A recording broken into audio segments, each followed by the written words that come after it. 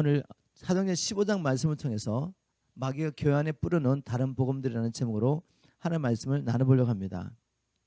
이 세상에 태어난 모든 사람은 출생을 통해서 이 세상에 들어오지만 결국 죽음을 통해 이 세상을 떠나게 됩니다. 우리가 잘 아는 이야기죠.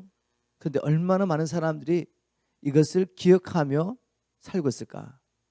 모세처럼 주님 나의 날 개수할 지를 주셔서 지혜로운 마음을 주십시오. 전도서도 나오지만 어리석은 자의 마음은 늘 잔치집에 갔지만 지혜자의 마음은 초상집에 있다고 했습니다. 우리는 이 땅에 아무것도 가지지 않고 들어왔습니다. 그리고 이제는 이 세상을 떠날 때가 반드시 옵니다. 다시 말해서 이 세상에 태어난 모든 사람은 죽음을 통해 이 세상을 떠날 수밖에 없는 거죠. 그런데 이 세상을 떠나면 어떻게 됩니까? 우리 존재가 사라집니까? 그렇지 않죠. 한 번 죽는 것은 사람에게 정해진 운명이고 그 후에는 우리가 모두 하나님의 심판 앞에 서게 됩니다. 그래서 심판주의 판결에 따라서 어떤 사람은 영원히 천국에서 하나님과 함께 삶을 보내지만 어떤 사람은 영원히 돌아올 수 없는 지옥의 형벌을 받게 되죠. 그렇기 때문에 우리 인생의 가장 중요한 게 뭐겠습니까? 우리가 하나님 앞에 섰을 때 죄인으로 발견되지 않고 하나님 앞에 의롭다함을 받는 것입니다. 너무나 중요한 주제죠. 근데 우리가 교회 다니면서 늘 이야기를 들으니까 그냥 나는 뭐 하나님 앞에 가면 의롭다함을 받겠지, 그냥 막연히 자기 확신 가운데 살 때가 참 많다는 거죠. 여러분, 우리가 이제는 말씀을 통해서 한 번 구원을 받았다 그래가지고 내가 어떻게 살든 영원히 가는 게 아닙니다. 하나님의 말씀을 통해서 우리가 어떻게 하나님 앞에 의롭다함을 받을 수 있는지를 말씀을 통해 살펴보고 심판주의 기준을 따라 우리가 준비해야 됩니다. 그런 의미에서 오늘 사도행전 15장 말씀은 성경의 말씀과 참 중요한 말씀 중 하나죠. 왜냐하면 우리가 하나님 앞에 어떻게 의롭다함을 받을 수 있냐, 이 문제 때문에 1세기 교회 안에 서로 다른 의견이 있었습니다. 바로 그 문제 때문에 바울과 바나바가 예루살렘 교회까지 와서 그 당시에 사도들과 장로들과 오랜 시간 토론을 하면서 과연 죄인이 어떻게 하나님 앞에 의롭다함을 받을 수 있느냐, 이 문제를 토론하다가 하나님의 말씀과 예수 그리스도의 증거와 또 성령님의 증거를 통해서 결정하게 되죠. 우리가 오직 예수 그리스도를 믿음으로 말미암아 의롭다함을 받는다, 이렇게 의롭다함을 받는 길을 말씀하셨죠. 그런데 마귀는 얼마나 교묘한지 이 말을 수천 년 동안 외우고 왔습니다. 오직 예수 그리스도께서 우리를 위해서 행하신 일을 믿음으로 우리 의롭다함을 받는 것이 성경의 말씀인데 이것이 무엇인지 마귀는 교묘하게 자기의 종들을 통해서 왜곡시키기 때문에 1세기 때부터 이 다른 복음들이 교회 안에 들어왔던 거죠. 그래서 대부분의 서신서를 보면, 사도들이 쓴 서신서를 보면 이 왜곡된 복음을 바로잡아주고 예수 그리스도를 믿음으로 구원받은 성도들이 이 믿음에 굳게 서도록 권면하며 가르치기 위해서 기록된 것이 대부분의 서신서입니다. 오늘 사도행전 15장 말씀을 함께 살펴보면서 우리가 어떻게 하나님 앞에 의롭다함을 받을 수 있는지 말씀을 다시 한번 살펴보고, 그리고 마귀가 뿌려놓은 이 다른 복음을 한번 살펴보면서 성경을 통해 마귀가 이미 선포한 이 다른 복음을 알아야지 우리가 분별할 수 있습니다. 그리고 사도들이 가르쳐준 이 복음을 끝까지 지킴으로 우리가 살아있는 동안에 우리 지금 사명을 감당하고 또 주님 앞에 섰을 때 넉넉히 하나님 나라 들어가는 은혜의 길을 주님을 축복합니다.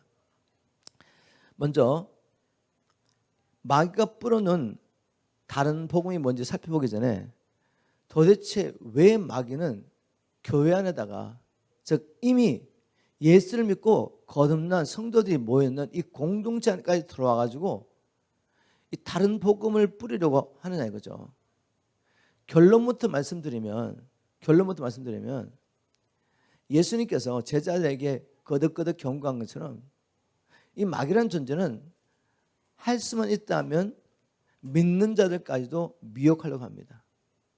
그래서 이 믿음에서 떨어지게 만들고, 즉 성경적인 믿음을 버리게 만들고 결국 자기를 쫓게 만들죠.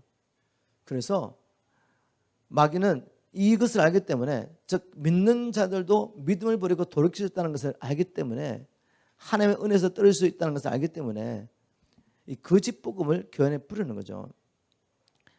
한번 이 말씀을 통해 한번 살펴보도록 하겠습니다.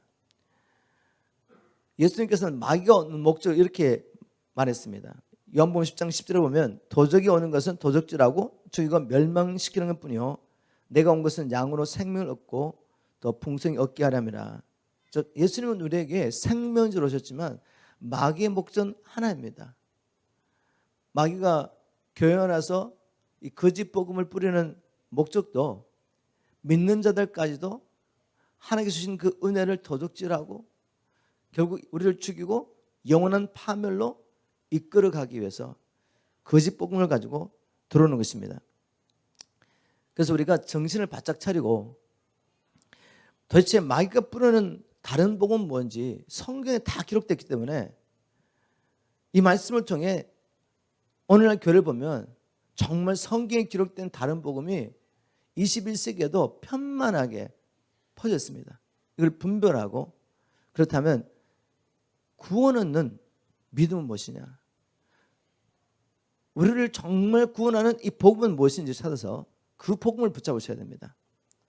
그리고 복음의 능력을 경험하면서 이 복음의 능력으로 주신 사명을 감당하다가 하나님 앞에 서야 하는 것이죠. 자, 그러면 마귀가 교회 안에 뿌리는 두 가지 다른 복음, 성경에 기록된 것만 제가 나누겠습니다. 다시 한번 여러분 꼭 기억하십시오. 이 다른 복음을 쫓아가게 되면 결국 우리가 멸망하게 됩니다. 그래서 성경에 말하는 복음 우리 반드시 붙잡아야 됩니다.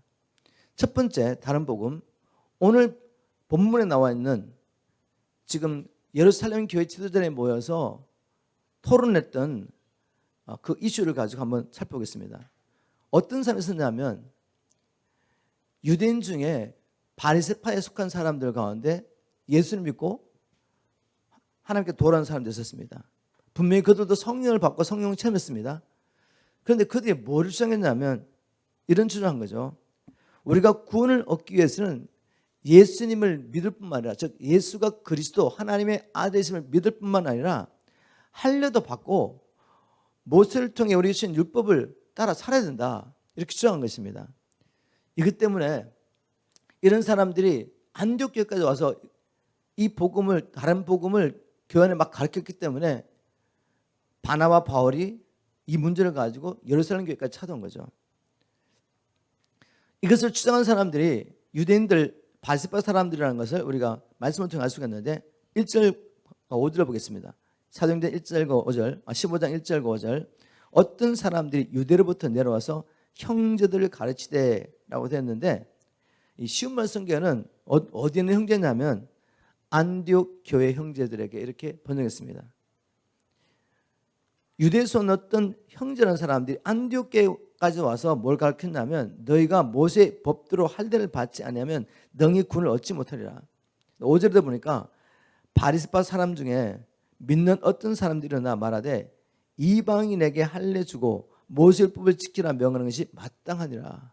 지금 논쟁이 붙었는데 거기까지 나와가지고 바리새파에 속했던 믿는다고 하는 사람들이 이방인에게도 할례를 줘야 된다, 그리고 모세율법을 지키라고 명해야 된다라고 주장한 것입니다. 그래서 뜨거운 논쟁이 시작된 것입니다. 자, 이렇게 주장한 사람들이 겉으로 보기에는 정말 하나님의 말씀에 열심히 있는 사람처럼 보일 수 있습니다.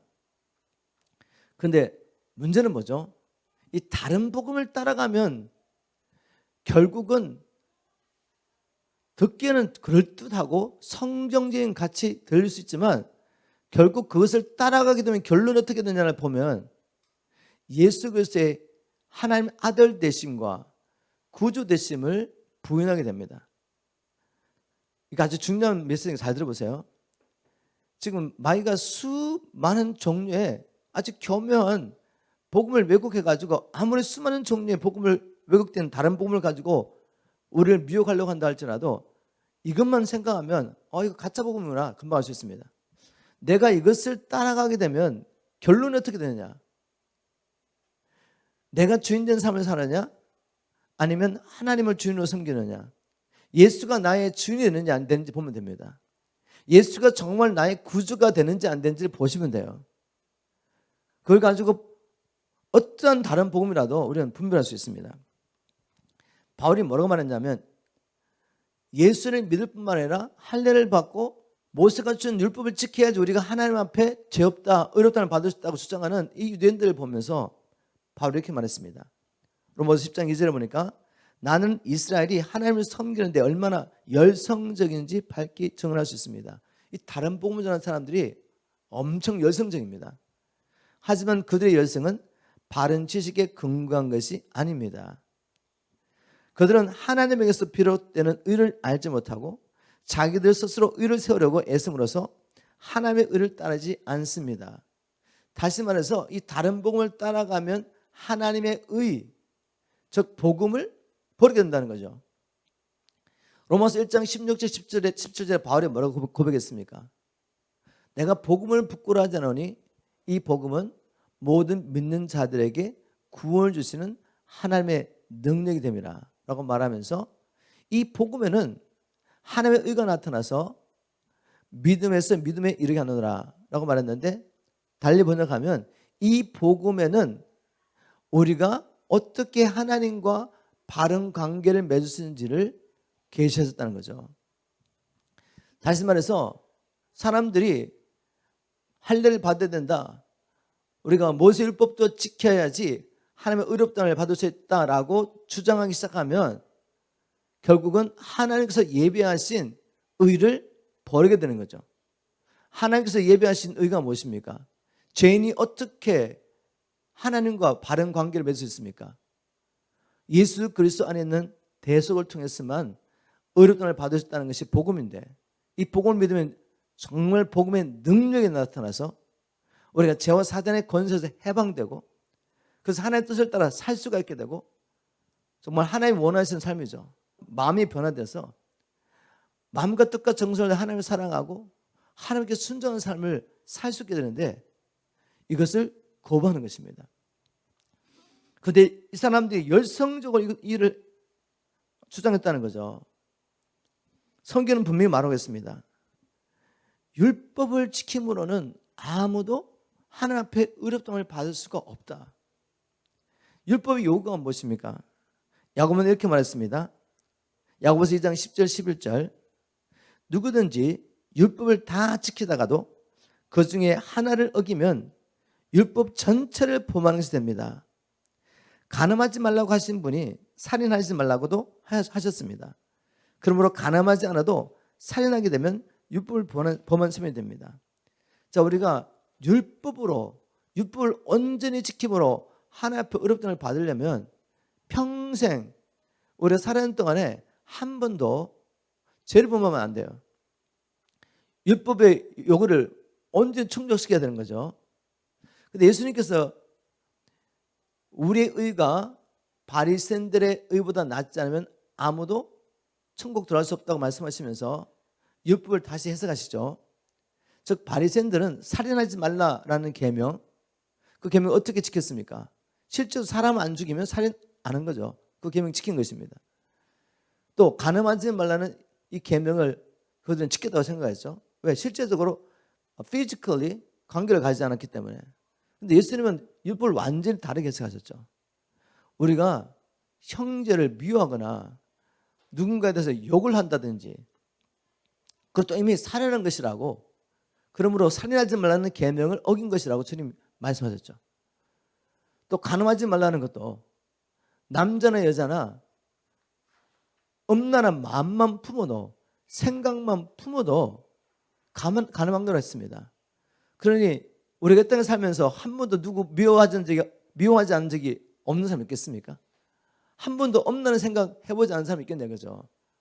다시 말해서 우리는 이미 벌써 율법을 다 범한 거죠. 그렇기 때문에 율법을 온전히 지킴으로 하나님 앞에 의롭다함을 받을 육체는 없는 것입니다. 마귀가 이런 거짓 복음을 교환에 퍼뜨리려 하는 목적이 뭔가 나눴죠. 우리 믿는 자까지도 미혹해서 실족하게 만들려고. 바울이 갈라디아 가서 복음을 전하고 갈라디아 교회가 세워졌는데 나중에 거짓 교사들이 와서 다른 복음을 전했습니다. 그래서 갈라디아서를 쓰면서 했던 말을 좀 들어보시면 성경 말씀을 통해 왜 마귀가 믿는 자들까지도 다른 복음을 통해 미혹하려고 하는지 분명히 알 수가 있습니다. 갈라디아 1장 6절을 보겠습니다. 갈라디아서 1장 6절. 여러분이 그리스도의 은혜로 여러분을 부르신 하나님을 그처럼 쉽게 버리고 다른 복음을 따라가다니 정말 놀라지 않을 수 없습니다. 여기 바울이 다른 복음이라는 이야기를 하죠. 자, 그런데 누가 이 다른 복음을 따라갔죠? 갈라디아 교인들이, 예수를 믿고 성령 받은 갈라디아 교인들이. 그리고 바울이 뭐라고 말합니까? 여러분이 그리스도의 은혜로 여러분을 부르신 하나님을 것처럼 쉽게 저버리고 이렇게 말했는데 NLT 성경에 보면 You are turning away so soon from God. 다른 복음을 전하는 목적이 뭐죠?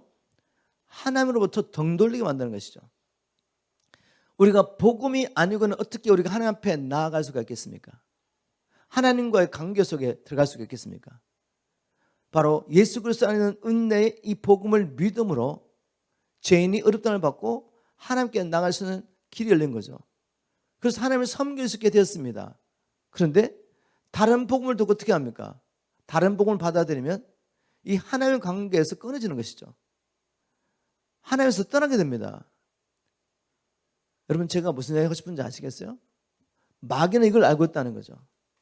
오늘 많은 신학자는 이걸 부인하고 있지만 마귀도 알고 있고 성경 글에서 서신서를 통해서 다른 복음 조심하라고, 너희가 처음 믿었던 것을 끝까지 붙잡으라고 이렇게 강조하고 있는 것입니다. 여러분, 꼭 이 중요한 메시지를 마음에 새기시고 내 신앙을 점검하고, 또 주위에는 많은 사람들 아직도 귀를 닫고 이 진리의 복음을 듣지 않고 자기 입맛에 맞는 다른 복음을 따라가는 사람들에게 하나님은 우리에게 가서 이 복음을 전하라고 말씀하십니다. 꼭 마음에 새길 주문을 부탁드립니다. 또 갈라디아서 3장 2절 보겠습니다. 여기서도 바울이 이렇게 말합니다. 내가 여러분에게 한 가지 알아볼 것이 있습니다. 여러분이 성령을 받은 것이 율법을 지켰습니까? 기쁜 소식을 듣고 믿었기 때문입니까? 즉 갈라디아 교인이 성령 받았다는 거죠. 그래서 3절에 보니까 여러분은 그렇게도 어리석습니까?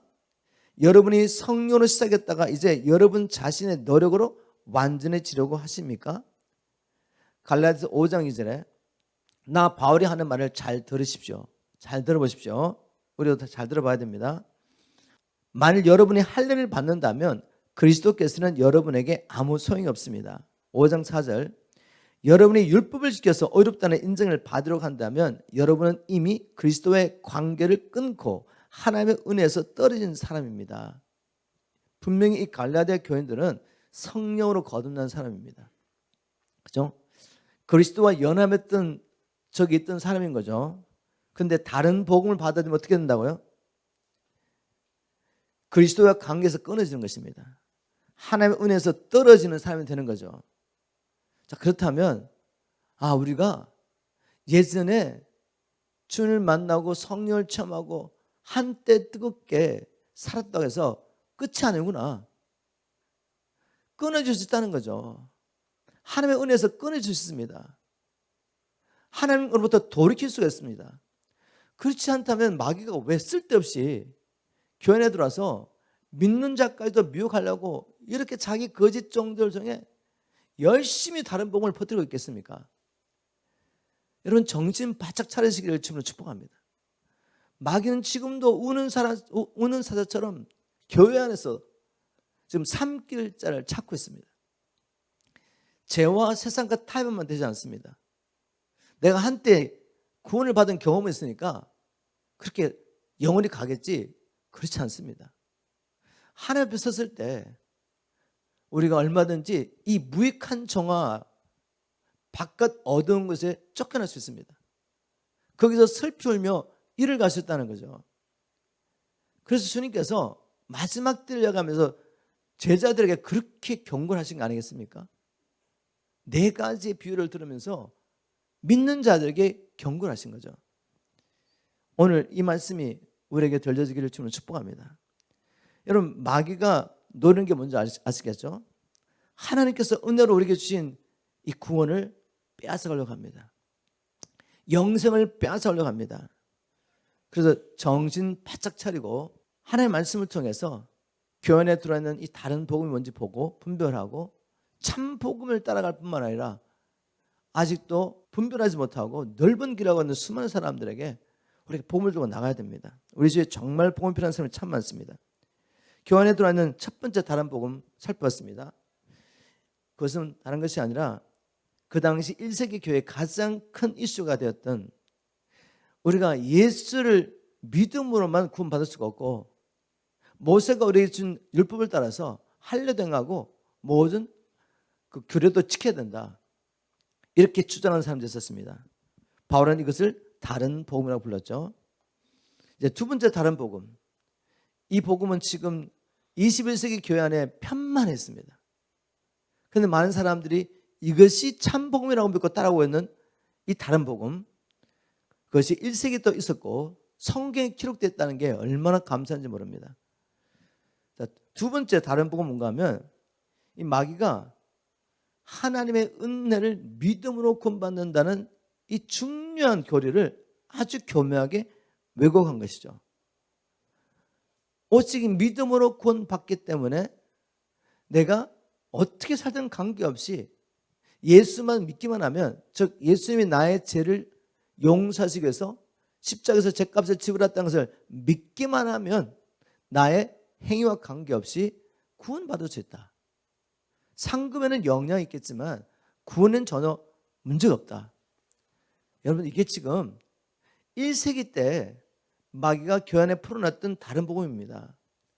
그런데 이 다른 복음이 21세기에 아주 열매를 풍성히 맺고 있죠. 지금 여러분, 정신 바짝 차리고 한번 성경 말씀을 들어보십시오. 예수님의 젖동생인 유다가 바로 교회에게 서신서에 이게 나와 있습니다. 유다서 1장 3절 4절을 보겠습니다. 사랑하는 자들아, 내가 우리의 일반으로 얻은 구원을 들어 너에게 편지하는 뜻이 간절하는 차에 성령에 단번에 주신 믿음의 도를 위하여 힘써 싸우는 편지로 너희를 권하여 할 필요를 느꼈노니. 왜 믿음의 도, 이미 우리가 믿음으로 말미암아 이 믿음의 도, 복음을 믿음으로 말미암아 구원을 받았는데 이거를 힘써 싸워 지키라고 편지 줬다는 거죠. 내가 이미 얻은 구원을 잃어버리지 않는다면, 잃어버릴 찬스가 없다면 이런 얘기 할 필요가 없죠. 믿음의 도를 위하여 힘써 싸우라는 편지를 하게 됐는데, 이는 그 이유는 가만히 들어온 사람 몇이 있습니다. 가만히 교회 안에 들어왔습니다. 즉 형제라고 하면서 들어왔는데 실체는 뭐죠? 거짓 형제인 거죠. 가만히 들어온 사람들이, 이런 사람들은 저희는 옛적부터 이 판결을 받기로 미리 기록된 자니 멸망의 자식들이라 이 말이죠. 근데 이들을 분별하시는 방법이 있습니다. 예수님께서 거짓 선지자를 어떻게 분별하다고 말씀해 주셨습니까? 그 열매로 그들을 알리라. 근데 그 열매가 뭐냐? 마태복음 7장에 가보면 그들이 예수 이름을 행하는 기적과 표적, 예언, 귀신을 내어쫓는 그 사역, 그것을 통해 알 수 있는 게 아니라는 거죠. 굉장히 중요합니다. 데살로니가후서 2장 9절 10절에 보면 마지막 때는 사단에게 이 능력을 받고 많은 거짓 종들이 예수 이름으로 거짓 표적과 기적을 행하게 됩니다. 근데 사람들은 예수 이름으로 이 종이 이런 능력을 행하니까 이 사람은 예수님의 종일 수밖에 없다고 따라가는 거죠. 분별을 잘못하신 것이죠. 성경을 자세히 안 본 것입니다. 그 열매로 그들을 알리라고 말했을 때 주님은 그들이 행하는 기적과 표적 능력을 보고 확인하는 말이 아니었어요. 왜냐하면 마지막 날 이렇게 기적과 표적을 했던 능력의 종들이 주님 앞에서 쫓겨나는 것을 기록하고 있지 않습니까? 그죠? 마태복음 7장 22절부터 23절까지. 그래서 주님 앞에 말합니다. 주님, 왜 우리가 못 들어갑니까? 우리 주님으로 기적 행했는데요. 귀신을 내쫓고 표적을 행하고 예언했습니다. 아니 이렇게 능력 있는 사역을 했는데 왜 못 들어갑니까? 그래도 주님 하신 말씀이 뭐죠? 불법을 행한 자들아 내 앞에서 떠나갈지니라. 유다서도 분명히 나오죠. 가짜를 분별할 수 있는 방법은 그들이 경건하냐 경건하지 않느냐죠. 그런데 경건의 모양은 있는데 가짜가 또 있습니다. 새벽기도 빠지지 않고 금식하고 모든 것에 11조를 드리고 구제까지 했던 바리새인들 가짜지 않습니까? 그럼 주님 말씀하신 이 경건은 뭐죠? 세상과 구별된 사람이죠. 땅의 끝을 구하지 않는 사람입니다. 땅에는 아무런 소망이 없다는 걸 알기 때문에 오직 하늘의 것을 구하는 거죠. 하나님의 나라와 그 나라의 땅이 온전히 회복되기 위해서는 예수 그리스도가 오셔야 되기 때문에 주님의 오심을 구하며 사는 사람. 그런데 예수님이 오시려면 조건이 뭐죠? 이 복음이 모든 민족에 전파되면 오리라. 그래서 이 소문을 가지고 사는 사람이 이 땅에서 뭘 하겠습니까? 먹고 사는 데 매여 살겠습니까? 땅에서 뭔가 영광과 칭찬을 얻기 위해서 살겠습니까? 바울처럼 살 수밖에 없는 거죠. 위의 끝을 구하며 주님의 나라가 회복되기를 원하고 그를 통해 하나님의 영광을 받으시고 만물이 지금도 부르짖으면서 하나님의 아들들이 나타나기 기다리고 있는데 바로 만물들도 그리스도 안에서 회복되는 그 나라가 임하도록 복음 전하는 일에 미쳐서 사는 것입니다.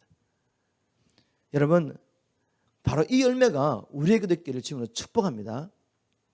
이게 바로 경건이죠. 세상과는 구별된 하나님께만 헌신된 삶, 이것이 경건입니다. 그들은 경건치 아니하고 그 다음에 또 이들을 분별할 수 있는 방법이 있습니다. 그들이 어떤 복음을 전하냐 보라는 거죠. 유다서 1장 4절에 그들이 어떤 복음을 전했죠? 우리 하나님의 은혜를 도리어 새것거리로 바꿨다라고 말했습니다.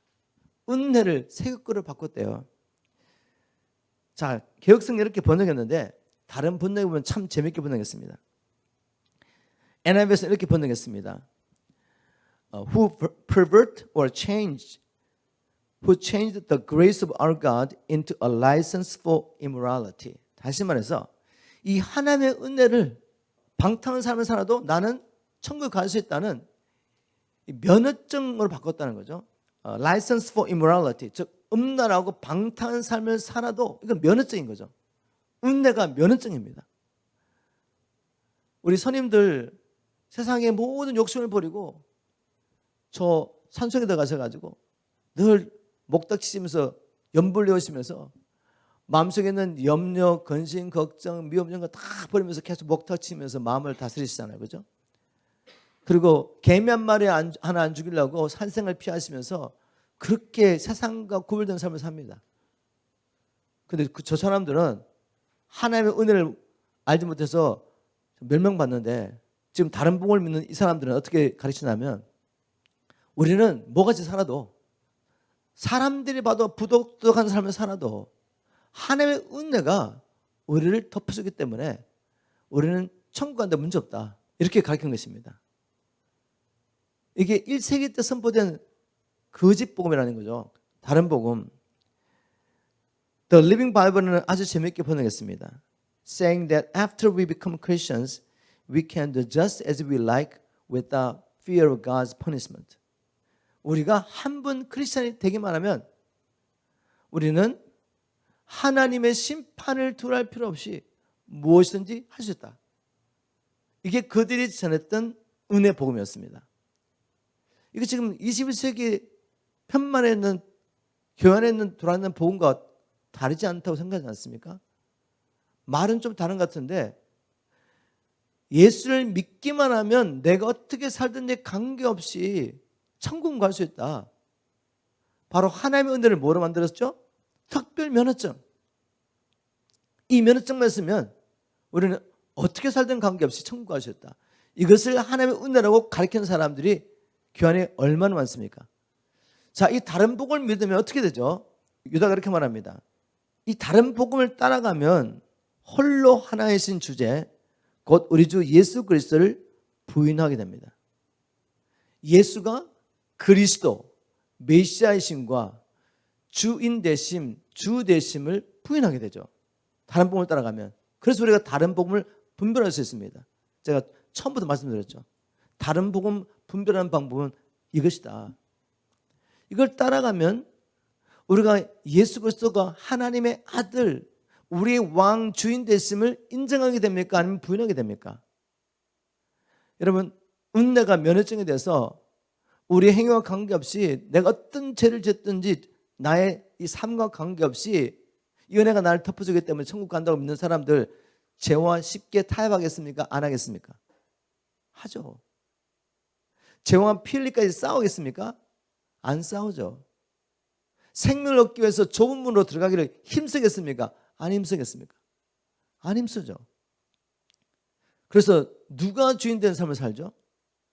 여전히 내가 주인 된 삶을 삽니다. 여전히 땅의 것을 추구하죠. 그래서 결론적으로는 여전히 이 세상 임금을 섬기게 되는 것입니다. 그게 우리가 주님 만나지 못했을 때 살았던 삶 아닌가요? 그래서 예수님의 주 되심을 거부하고 그 다음에 입으로는 예수를 그리스도로 메시아로 말하지만 구원이 없지 않습니까? 예수를 구주라고 말하는데 도대체 구원이 어디 있습니까? 죄와 사단의 권세에서 구원받은 증거가 어디 있습니까? 너무 교묘하다고 생각하지 않습니까? 마귀는 사람의 귀를 즐겁게 하는 이 다른 복음을 21세기 안에 완전히 다 퍼뜨려 놨습니다. 그래서 세상과 전혀 구별되지 않은 삶을 살게 만드는 거죠. 그럼 세상과 똑같은 길을 가고 있으면 누구를 섬기는 것입니까? 마귀를 섬기죠. 이 세상 임금 마귀. 그런데 그들은 어떻게 지금 미혹을 받고 설득당했죠? 나는 구원받은 하나님의 백성이다. 나는 은혜로 구원받은 하나님의 백성이다. 라고 착각하면서 살고 있는 거죠. 얼마나 무서운 미혹인지 모릅니다. 여러분에게 정말 도전하고 싶습니다. 이 복음을 모르는 건 아닌데 만일 우리가 이 복음을 따라 살지 못한다면 이 복음을 모르고 그냥 저렇게 넓은 길을 가는 사람과 우리와 다른 게 뭐가 있겠습니까? 결과적으로 제 말 이해하시죠? 모르는 다 아시겠죠? 우리는 참 복음과 다른 복음을 구별할 수 있습니다. 구별하고도 여전히 다른 복음을 따라가면서 넓은 길을 가는 사람과 똑같이 세상 염려 근심에 붙잡혀가 있고 내 육체의 필요에서만 살고 있고 하나님이라는 관심이 없고 그렇게 산다면 결과는 똑같지 않을까요? 저는 그렇게 생각하는데 우리가 머리로만 알고 있고 살지 않으면 결과는 똑같지 않겠습니까? 머리를 안다고 주님께서 인정해 줄까? 아니죠. 우리에게 진정 영적인 각성이 필요합니다. 만일 머리는 아는데 내가 지금 살지 못하고 있다면 그래서 제가 기도합니다. 주님, 우리에게 부흥을 허락해 주십시오. 하나님 부흥을 허락해 주십시오. 여러분 부흥은 성경적으로 보면 하나님의 백성들에게 일어난 사건이죠. 불신자에게 일어난 사건이 아니라 부흥이라는 것은 다시 살린다는 말이거든요. 하나님의 백성이라고 말하고 분명히 예수를 믿는 사람인데 영적으로 깊은 잠을 자고 있는 거죠. 들어도 머리는 동의하는데 마음에는 감동이 없기 때문에 살아내지를 못하는 거죠. 하나님께서 나의 죄를 대신하여 하늘과 땅을 창조하신 하나님의 아들을 혈과 육을 가진 몸으로 보내셔서 나를 살리시려고 그분을 화목제물로 삼으셨다는 이 놀라운 사랑 머리는 알지만 가슴으로 느껴지지 않아요. 그래서 하나님의 말씀에 순종하는 게 너무 힘듭니다. 힘든 게 아니라 불가능하죠. 왜냐하면 하나님의 말씀에 순종하려면 하나님을 사랑해야 되거든요. 머리로는 알겠는데 마음에서 사랑이 일어나잖아요. 우리 예수님 말씀하셨죠. 나의 계명을 가지고 지키는 자라야 나를 사랑하는 자니, 나를 사랑하는 자는 내 아버지께 사랑을 받을 것이요 나도 그를 사랑하여 그에게 나를 나타내리라. 계명을 지키려면 사랑해야 되는데 머리로는 하나님의 사랑을 알겠는데 가슴으로 경험되지 않습니다. 그래서 살 수가 없어요. 여러분, 바울이 어떻게 미친 사람처럼 복음처럼 살았습니까? 예루살렘에 가면 핍박 환난밖에 없다는데 거기를 왜 굳이 갑니까? 그는 이렇게 말했습니다. 성령에 매여서 거기를 가고 있다. 거역할 수 없는 성령의 강력한 이끌림이 있기 때문에 가는 것입니다. 그리고 고린도후서 5장 14절에 보면 그리스도의 사랑이 나를 강권하시는도다. 그리스도의 사랑에 사로잡혀가지고 죽어가는 저 영혼을 바라보면서, 특히 자기 동족 유대인을 보면서 하나님에 대한 열심이 있는데 하나님의 의를 모르고 자기 의를 계속 내세우면서 그리스도 복음을 거부하고 있지 않습니까? 저들을 바라보면서 주님, 내가 하나님께서 끊어져 저 지옥에 간다 할지라도 내 민족의 눈을 열어주시고 구원해달라고 그렇게 부르짖습니다. 누가 하는 일이죠? 예수님이 하신 일이죠. 바울 안에 살아계시던 그 예수님의 그 사랑이 실제가 되어서 그 사랑에 붙잡혀서 그렇게 사는 것입니다. 바로 이런 일이 일어나기 위해서 저는 부흥을 위해서 기도하죠. 부흥. 교회에 하나님께서 부흥으로 찾아오시면 성령을 막 부어주시는 거죠. 그럼 어떤 일이 일어나냐면은 이 땅에 살고 있는 사람들이 하나님의 임재가 이 도시에 임하면 누가 복음을 전한 것도 아닌데 갑자기 죄를 깨닫게 됩니다. 그리고 복음을 알고 있는 사람을 찾게 되죠. 교회를 온다는 거죠. 죽게 됐다 그러면서. 그때가 되면 여러분, 지금도 우리가 하나님의 은혜, 성령의 능력이 아니면 한 영도 구원할 수 없기 때문에 성령이 일을 하시죠. 그런데 부흥의 때가 되면 100년 동안 사람들이 이 교회가 이뤄도 100년 동안 이 교회가 섬겨도 할 수 없던 일을 1 week, 2 week, a month 안에 놀랍게 하나님께서 역사를 하시는 거죠.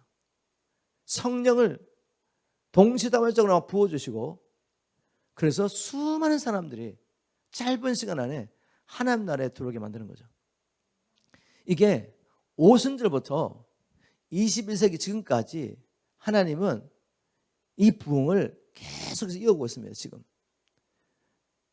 그런데 우리가 기대하는 건 뭔가 하면 적그리스도가 나타나서 교회를 핍박하는 이때가 오기 전에 주님께서 성령을 모든 민족, 모든 교회에게 부어주셔서 마지막 추수하게 하시고 이 환난과 핍박을 통과하게 하시고 끝까지 믿음을 지키게 하시고 하나님 앞에 서게 하는 이 일을 위해서 우리는 부흥을 위해서 기도하고 있습니다. 여러분, 저와 함께 부흥을 위해서 기도하기를 주님 축복합니다. 내가 알고 있지만 살아내지 못하는 이 복음 그냥 지나가지 마시고 주님, 내 영혼을 살려주십시오. 나를 부흥케 하십시오라고 기도하기를 주님 축복합니다. 교회 안에 다른 복음이 들어왔기 때문에 그렇습니다. 다른 복음 두 가지 아시겠죠? 첫 번째는 사도행 15장 이슈가 되었던 어떤 바리새파 사람 가운데 예수를 믿게 된 사람들이 주장했던 거죠. 우리가 하나님 앞에 의롭다함을 받기 위해서는 예수가 하나님의 아들 그리스도라고 믿을 뿐만 아니라 할례를 받아야 되며 모세가 우리에게 전해준 이 율법을 지켜야 된다라고 주장했던 사람, 다른 복음입니다. 바울은 이런 사람들을 거짓 형제라고 불렀죠. 다른 복음이죠.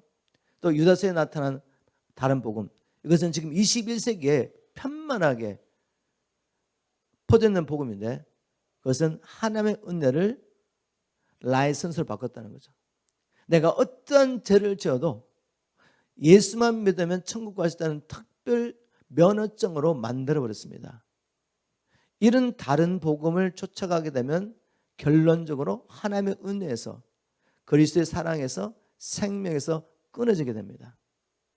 왜냐하면 예수를 부인하게 되기 때문에. 그분의 구주 되심도 부인하고 그분의 주 되심도 부인하고 여전히 내가 예전에 주님 믿지 않을 때 살았던 방식대로 세상 염려, 육신의 정욕, 내가 원하는 것을 따라 그냥 이 세상에 살게 되는 거죠.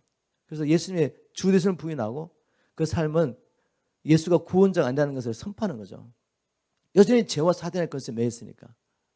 이것이 마귀가 지금도 교회 안에다가 이 복음을, 다른 복음을 편만하게 자기 종들을 통해 선포하는 이유입니다.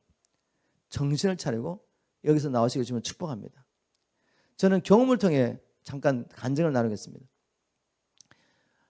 저희들이 태국에 있는 신학교에서 한 5년 동안 이 킹덤 파워 캠프랑 그다음에 워킹 위드 갓 이 두 가지 사역을 할 때가 있었습니다. 그때 이제 처음으로 태국에 들어가서 그때는 파워 인카운터라는 이름으로 사역했는데 사역 끝나고 난 다음에 그 신학교 총장님께서 현지인 총장님께서 저희들에게 미팅을 요청하셨습니다. 목사님 대화 좀 하자고. 그래서 우리가 대화를 했죠. 그래서 이제 총장님 하시는 말씀이 뭔가 하면 목사님 이번에 제가 정말 깨달은 바가 있다고. 뭐냐 그랬더니 사실 그 신학교가 아주 유명한 신학교이기 때문에 미국과 한국에서 하여간 사역자들이 찾아온다는 거죠. 찾아서 이 아이들에게 정말 아름다운 사역 옷을 많이 입혀줬다는 거죠. 이런저런 사역들을 경험하게 하고 은사도 주어지는 것 같고 그랬는데 중요한 것은 그들의 삶이 바뀌지 않는다는 거죠. 뭔가 사역은 하는 것 같은데 삶 가운데 삶이 바뀌지 않습니다. 주인이 바뀌지 않는 거죠. 시간만 나면 그때 이제 공동체생활을 하기 때문에 학교 안에 돌아서 이제 합숙하면서 그렇게 훈련받고 있는데 같이 생활하지 않습니까? 시간만 나면 TV 앞에 앉아 있고 성경 보는 애가 없다는 거죠. 그리고 뭐 누가 강사가 와서 잘 강의실 오지도 않고 그래 출석 체크를 해야 되고. 그런데 이번에 이 파워 인카운터라는 사역은 아침부터 밤 늦게까지 하는데 늦게 오는 애들이 없었다는 거죠. 그리고 분명한 것은 얘들이 이번에 정말 복음을 깨닫고 축사가 일어났습니다. 그래서 얘들이 끝나고 난 다음에 아무도 TV를 켜는 사람이 없었다는 거죠. 틈만 나면 성경을 봤습니다. 그래서 제가 깨닫게 됐습니다.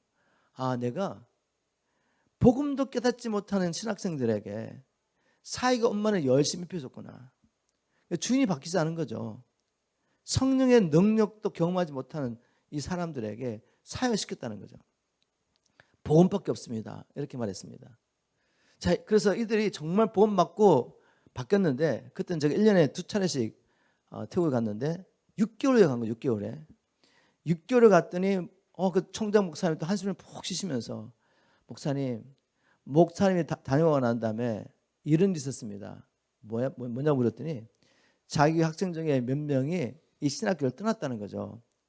떠나게 된 이유는 제가 가고 난 다음에 또 다른 강사들이 그 신학교 온 건 아닌데 그 태국 방콕에 와서 큰 세미나를 했다는 거죠. 수많은 사람들이 가서 그 세미나를 들었답니다. 그런데 그 강사가 뭐 전했냐면 하이퍼 그레이스, 다시 말해서 극단적인 은혜 교를 가르친 거죠. 즉 우리가 하나님 앞에 의롭다함을 받고 천국 가기 위해서 우리가 뭔가를 해야 되는 것은 그건 행위군이다.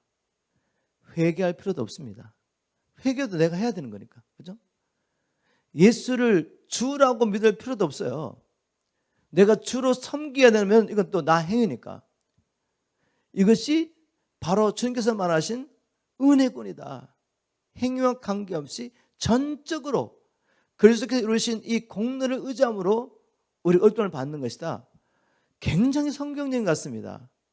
그런데 예수님이 우리를 위해서 죽으시고 부활하시고 주가 되신 복음의 능력은 없습니다. 이거를 믿고 수많은 또 몇몇 사람을 따라갔다는 거죠. 아, 그러면 그렇지. 이래야지 자유함 있고 편하게 사는 거지. 어떻게 우리가 날마다 십자가를 지고 자기를 부인하고 내 육체를 처폭정시키며 주님을 따라갈 수가 있어. 그리고 가버린 거죠. 여러분, 우리가 정말 하나님의 성령을 받고 바른 복음을 받아들이고 거듭난 후에도 얼마든지 참 믿음을 버리고 세상을 쫓아갈 수 있습니다. 그러니 우리가 정신을 바짝 차려야 되지 않겠습니까? 제가 이미 말씀과도 나눴지만 다시 한번 정리해서 말씀드리면, 이게 다른 복음이라면 사도들은 어떤 복음을 전했냐 이거죠. 사도들이 어떤 복음을 전했는지 알기 위해서 먼저 우리가 이런 질문을 해봐야 됩니다. 도대체 왜 우리는 복음이 필요합니까? 그죠? 이걸 알아야지 분별이 되는 거죠. 복음이 왜 필요합니까? 우리는 아담 안에서 태어나서 날 때부터 죄와 사단의 권세 아래 태어났기 때문에 그렇습니다. 우리는 죄인으로 태어난 것이죠. 죄인은 아무도 하나님 앞에 설 수가 없습니다. 죄인은 그 죄로 말미암아 하나님의 심판을 받고 영원히 멸망받은 것에 떨어질 수밖에 없는 것이죠.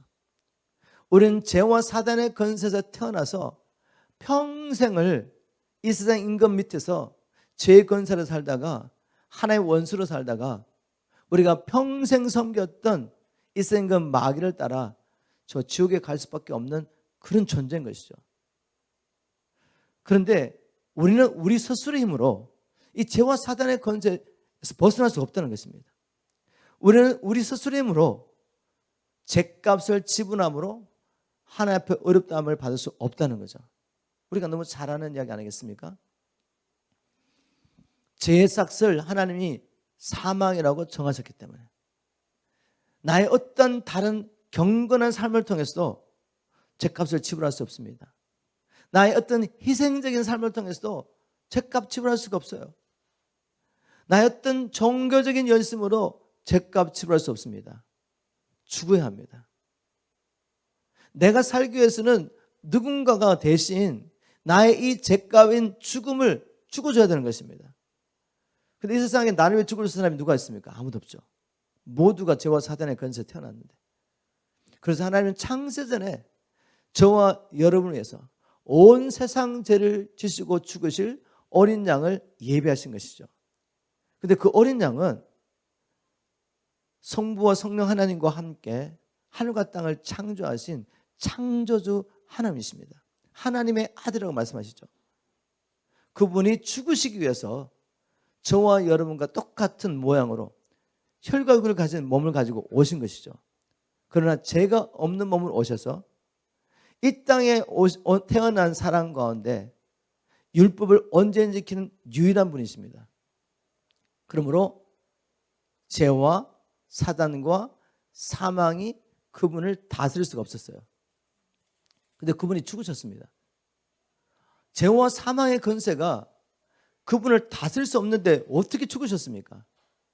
바로 저와 여러분의 죄를 대신 지시고 죽으신 것이죠. 죽어서 엄부까지 내려갔습니다. 엄부까지 내려가셨는데 왜요? 엄부의 권세를 깨트리기 위해서, 우리의 죄값을 지불하시기 위해서 죽으셨고, 또 이 사망의 권세를 근본적으로 깨트리기 위해서 죽음에서 3일 만에 부활하십니다. 부활하셔서 하늘과 땅과 땅 아래 어떤 피조물보다 더 뛰어난 이름과 권세를 받으시고 하늘 보좌에 앉아 계시죠. 바로 우리는 이분을 구주와 주님으로 믿는 것입니다. 그럴 때 주님께서 우리의 죄를 용서하시고 우리가 이제 하나님을 섬길 수 있는 길을 열어주시고, 원래 하나님께서 우리를 창조하신 창조 목적대로 이 땅에서 하나님의 나라를 이루가는 하나님의 친백성으로 살게 하시는 것이죠. 여러분, 구원의 목적은 죄와 사단의 권세에서 구원받는 것입니다. 그리고 하나님의 진노에서 구원받는 것입니다. 다른 복음을 전하는 사람들은 죄와 사단의 권세에서 이 땅에서 구원받는 이야기를 안 하죠. 장차 하나님의 심판에서 구원받을 이야기만 하는데 어떻게 알겠습니까? 내가 하나님의 심판에서 구원받을 수 있는지 없는지. 오직 믿음으로 믿어야 돼. 저는 그렇게 생각하지 않습니다. 정말 내가 장차 하나님의 심판에서 구원을 받는 것을 확신하려면은 이 땅에 사는 동안에 동일한 복음을 믿음으로 죄와 사단의 권세에서 구원을 경험해야 합니다. 살아있는 동안에 내가 예수를 믿는 믿음의 분명한 증거가 필요한 것이죠. 왜냐하면 성경에는 죽은 믿음도 있고 살아있는 믿음이 있다고 분명히 기록하고 있기 때문에, 죽은 믿음은 예수를 주라고 믿는다고 고백하지만 삶을 통해서는 부인해버립니다. 삶의 증거가 없기 때문에 죽은 믿음이고, 살아있는 믿음은 예수가 구주라면 그분의 구원의 능력이 믿음을 통해 내 가운데 역사를 하는 것입니다. 그래서 죄와 사단의 권세에서 해방되어서 우리가 연약하고 부족하고 쓰러지고 넘어질 때가 있지만 우리의 이 삶 전체를 통해 하나님을 섬기며 사는 것입니다. 그분의 나를 구하며 사는 것이죠. 여러분 안에 죄 때문에 고민하는 고통이 있다면 그것은 성령의 역사입니다. 내가 쓰러져도 다시 일어나서 이 길을 가야 된다는 결단하고 일어나는 것은 성령이 역사하지 않으면 안 되는 일이죠. 내가 하나님 나라를 구하며 살아야 되는데 라고 고민하면서 지금 하나님 뜻을 따라 살지 못한 것 때문에 고통당하고 있다면 그건 성령이 하신 일이죠. 그런데 그렇게 성령이 계속 일하는데 불구하고 여러분이 계속 성령 소멸하고 근심하게 하면 이제 어떻게 되죠? 믿음에서 꺼내줄 수 있습니다. 하나님의 사랑에서 꺼낼 수 있는 거죠. 그래서 지금 기회가 있을 때 우리는 돌아와야 합니다. 회복돼야 합니다. 하나님의 은혜가 정말 필요하죠. 사도들이 전한 이 믿음은 분명히 삶의 증거가 있는 믿음이었습니다. 제가 야고보서 2장 17절 말씀과 21절, 22절 말씀을 읽고 말씀을 마무리하겠습니다. 사도에 전했던 복음, 오직 예수 그리스도를 믿음으로 하나님의 의롭다함을 받으셨다는 이 믿음은 반드시 믿는 것에 대한 증거, 우리가 살아있는 동안에 그 믿음의 증거가 있어야 합니다. 2장 17절에 쉬운 말씀 읽겠습니다. 이와 같이 믿음에 행함이 따르지 않는다면 그 믿음은 죽은 것입니다. 얼마나 감사한지 몰라요. 이렇게 우리가 미혹되지 않게 분명하게 야고보서 같은 말씀을 통해 확인해 주셨고, 근데 사실 여러분, 바울 서신도 처음부터 끝까지 정직하게 읽으면 바울은 절대로 그 유다서에 나오는 다른 복음을 전하는 사람처럼 믿음으로 구원받았기 때문에 우리가 어떻게 살아도 관계없이 의인으로 구원받는 것이야, 그렇게 말한 적이 한 번도 없습니다. 보세요 한번. 로마서 보십시오. 너희들이 육신을 따라 행하면 반드시 죽는다. 성령으로서 육신의 소욕 죽여 살 수 있다.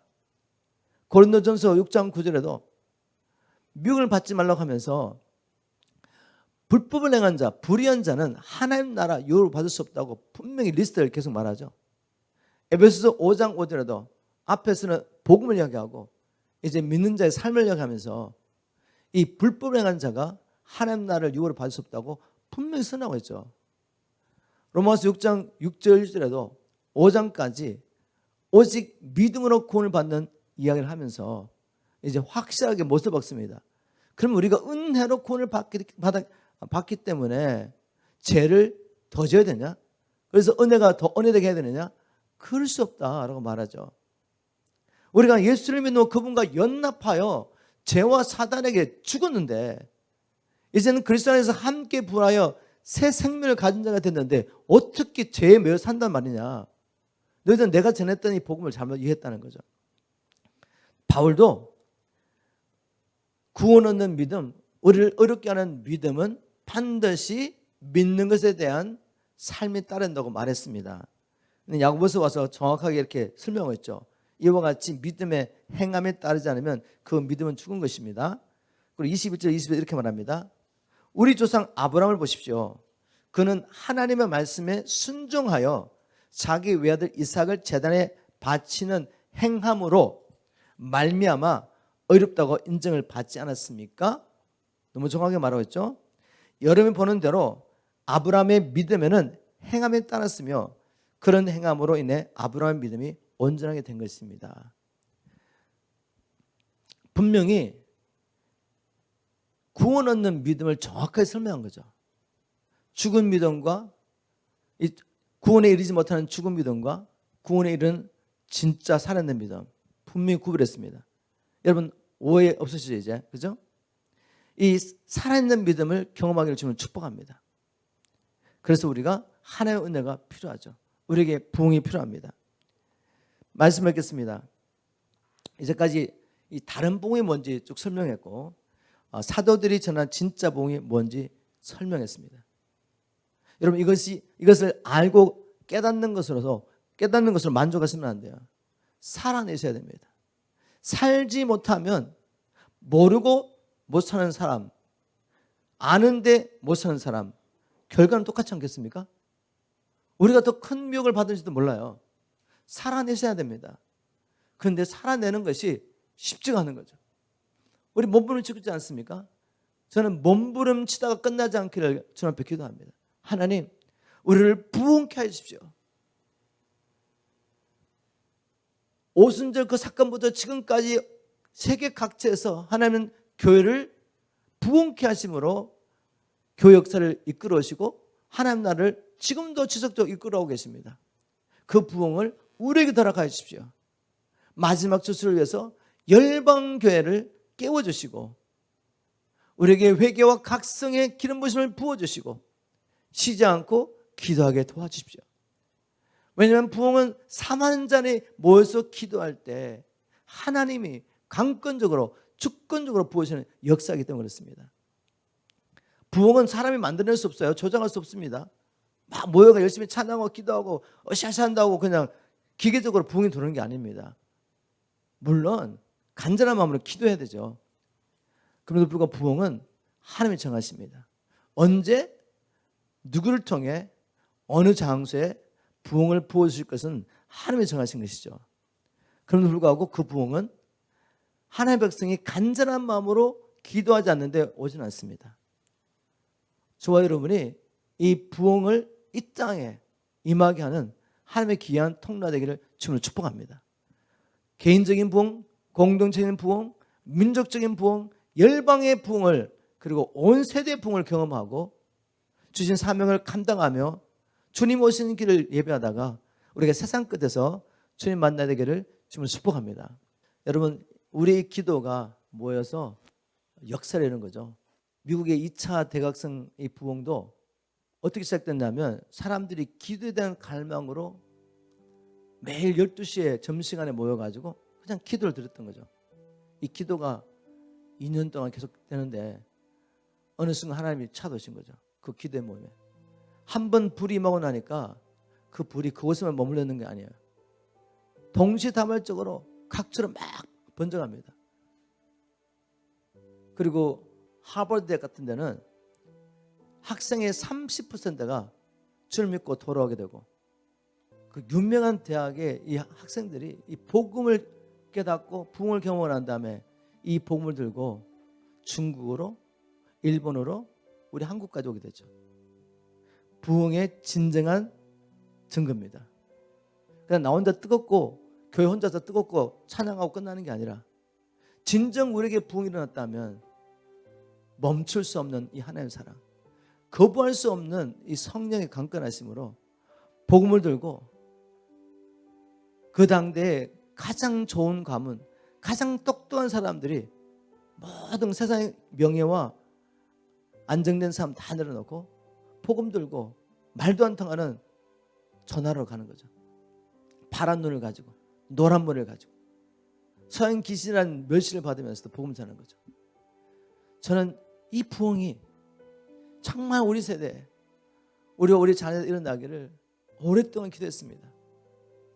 근데 솔직히 말해서 목회를 하면서 이게 식더라고요. 자꾸 성도들 바라보고 목회를 하다 보니까 하나님께서 최근에 이걸 보여주셨어요. 내가 네게 맡겨준 이 영혼을 살리기 위해서라도 너는 부흥에서 끊임없이 기도해야 된다. 그래서 제가 다시 부흥사를 연구하면서 매일 묵상하면서 하나님 앞에 불을 붙이려 기도하고 있죠. 주님 다시 한번 불을 붙여주십시오. 제가 살고 우리 교회가 살기를 주님이 오셔서 다시 한번 우리 영혼을 깨우시고 부흥케 하시는 일밖에 없습니다. 여러분. 우리가 아무리 애쓰고 우리 자녀들을 살려고 해도 얘들을 깨워서 이 땅에 보내신 하나님의 뜻이 뭔지 아무리 선포해도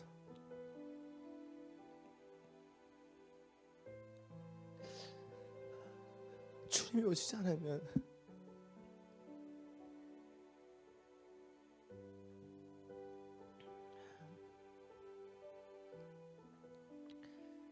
하나님 앞에 기도합니다. 저는 하나님 제게 주신 이 부흥에 대한 열망을 우리 성도들에게 함께 정렬하게 주십시오. 그래서 두세 삶이라도 포기하지 않고 하나님 앞에 이 부흥을 위해서 기도하게 도와주십시오. 저는 하나님 앞에 감사합니다. 화요일날, 수요일날 여기 와서 기도하신 분들 많지가 않죠.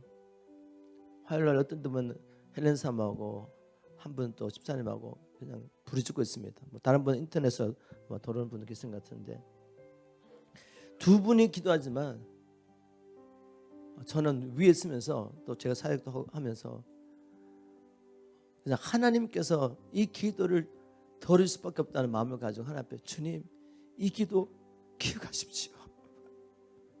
주님 이 기도를 기억하십시오. 이 땅에 우리를 보내신 주님의 뜻이 이루어질 수 있도록 이 기도를 들으시고 우리를 다시 한번 부흥케 하십시오.